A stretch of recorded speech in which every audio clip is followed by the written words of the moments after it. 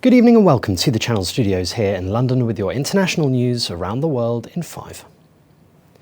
Ukraine's President Volodymyr Zelensky says Russia has launched an assault to seize the eastern Donbas region. In a video address, he said that the battle for the Donbas had begun. It's after Moscow bombarded cities with rocket and artillery fire. Ukraine's military spokesman said their army had repelled 7 attacks by the Russian army in Donetsk and Luhansk regions. The Russian Defense Ministry said missile and artillery forces had struck 1,260 targets in Ukraine overnight.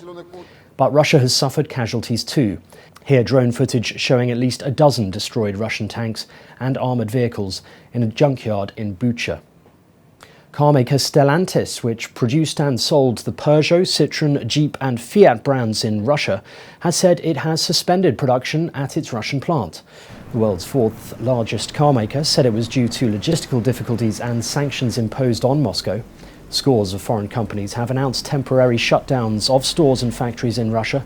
Volkswagen, whose factory employs 4,200 people, suspended operations in early March, while Volvo Group, which employs over 600 people to build trucks, has also ceased production.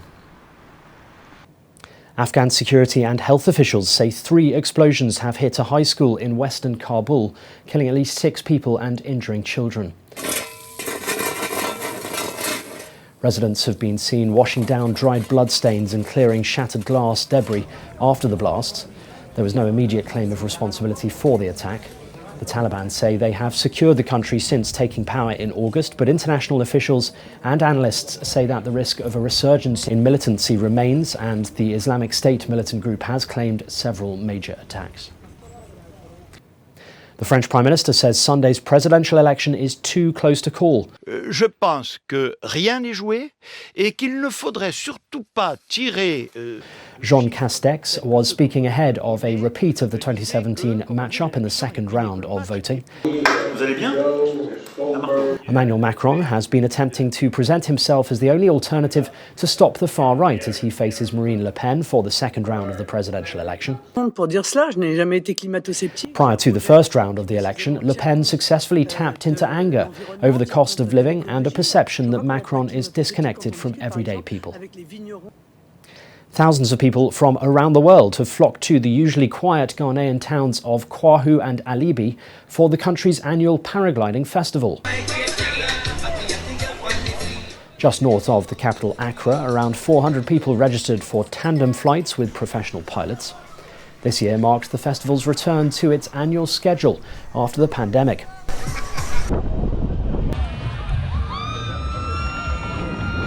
Residents hope the carnival will establish the West African nation as a hub for extreme sports.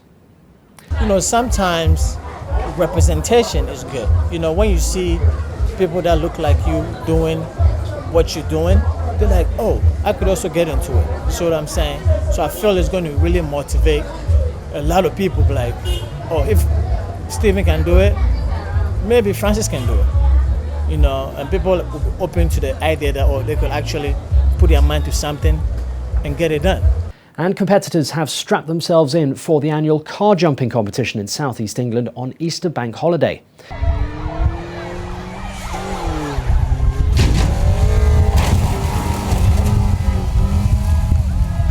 The contest sees banger car drivers accelerating over a ramp in an attempt to fly over a line of assembled old cars and land safely on the opposite side.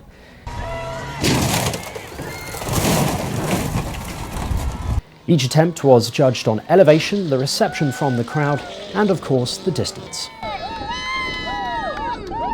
And that's your international news around the world in 5. Now back to the Channel Studios in Lagos.